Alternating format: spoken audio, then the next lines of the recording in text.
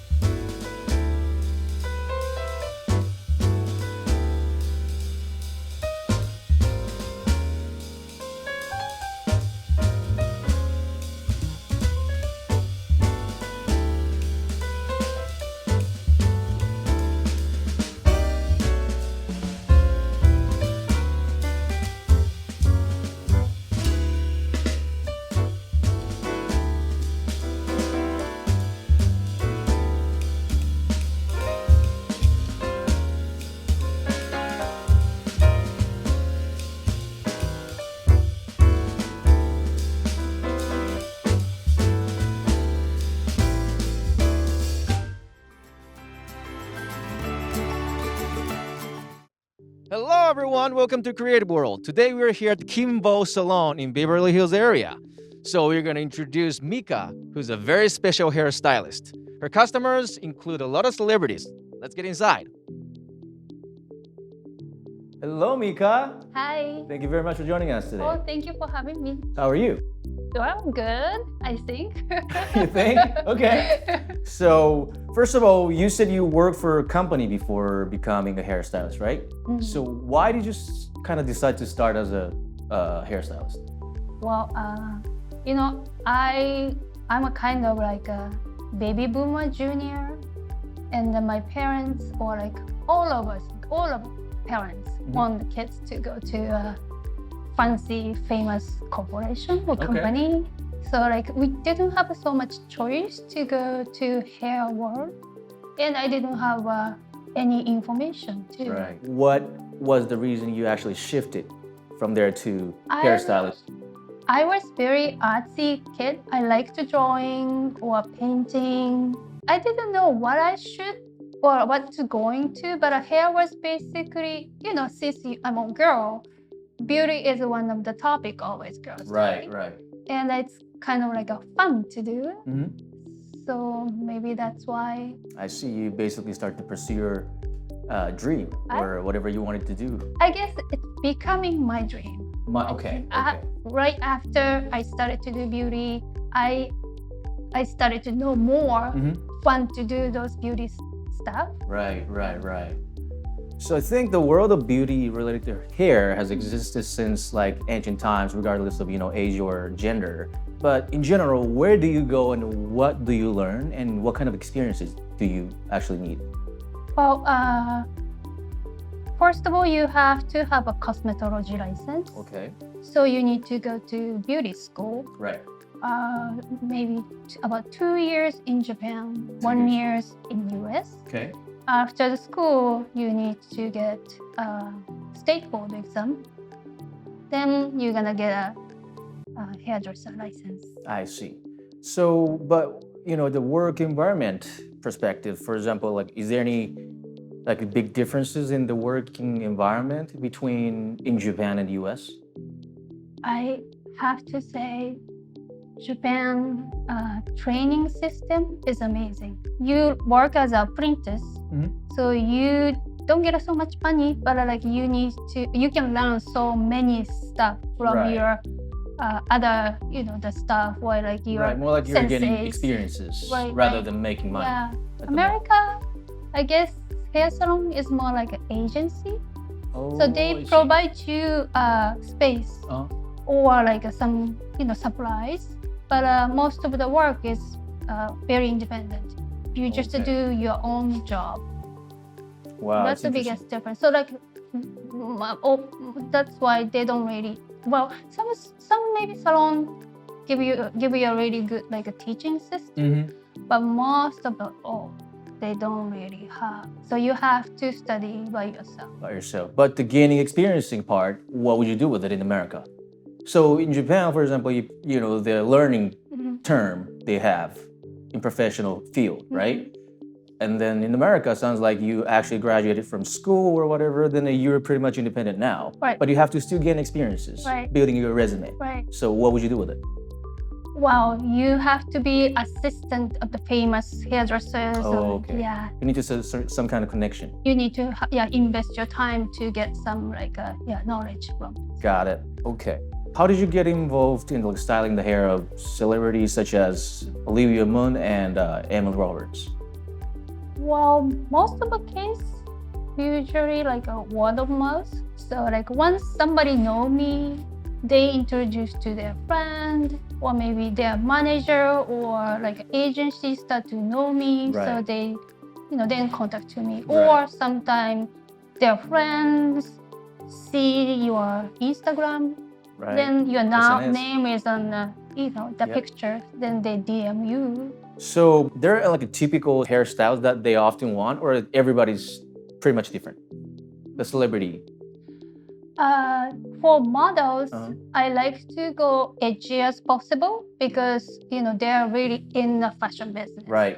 But for actors, I have to let them stay neutral as possible because they have to be so many different characters. Right. So if the hair is too edgy or too, I don't know, or whatever, they can't really fit to that type. Right. So like a plain looking. Right. And also I have to listen the agency, what the direction they wanted to go.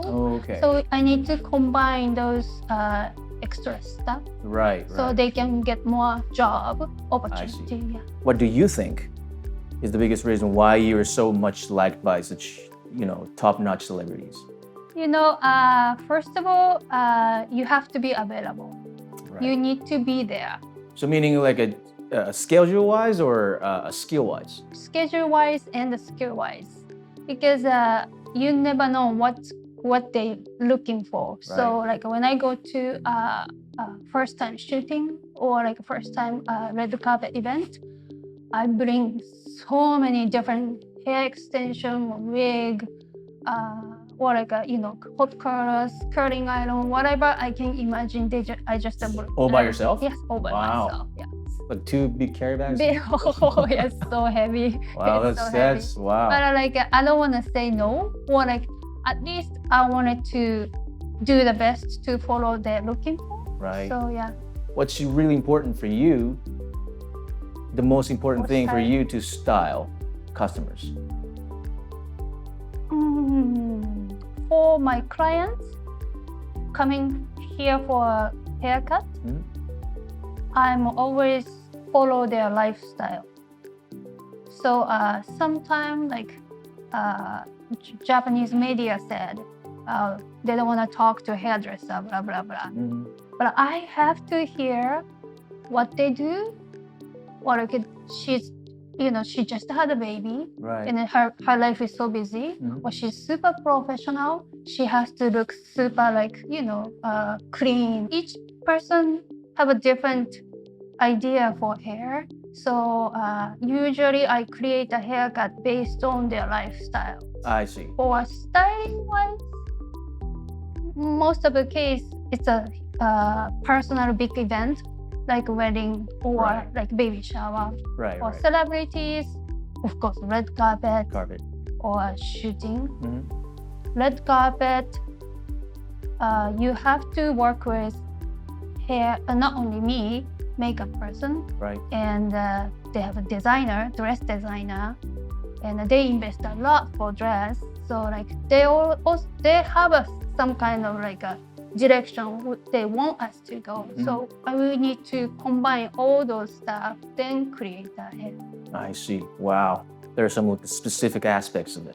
Of course, because like a dress is so 50s, and I can't give a 80s hair or like 90s hair. Right. So if it's 50s image, have to stay 50s everything.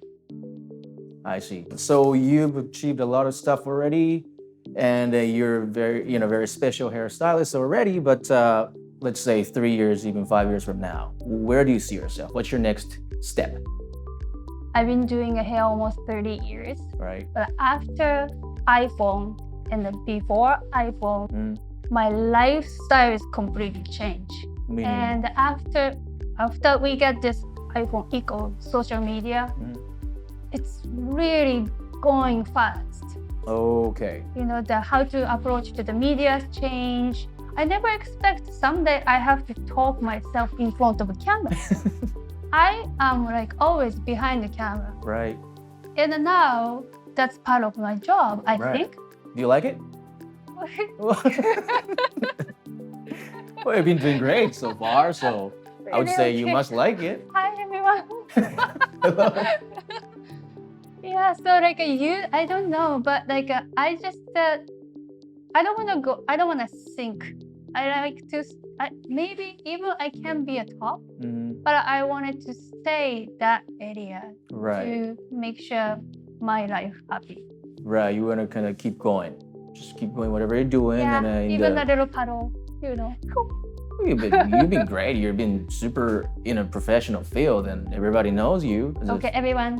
Someday this guy's gonna be famous and I'm gonna do his hair. That's, let's hope. It's gonna be big paddle. Yep, in 3 years. In 3 years. So, since you're from Japan and established here as a hairstylist, what do you think is necessary to succeed internationally? I can say only about myself. I'm not the genius, but the only things I'm doing is keep doing, even 30 years later. So one time when I was assistant in Japan, I had a chance to work with, had a famous photographer's hair. And I asked him, why you're so famous? He said, I have so many talented friends, but everyone gone. I'm the only one still doing the camera. Right. I guess I'm the same way. But so many, like 90% of people are gone, but you're still doing it the same. You keep going. What's the difference? Well, because new one coming and try to push me, you know. Yeah, all my classmates is gone, but like new young generations keep coming.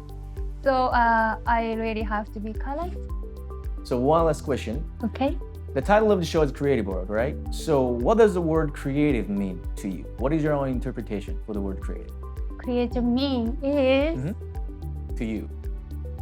Ta-da! Unlimited. Unlimited. Okay. Meaning?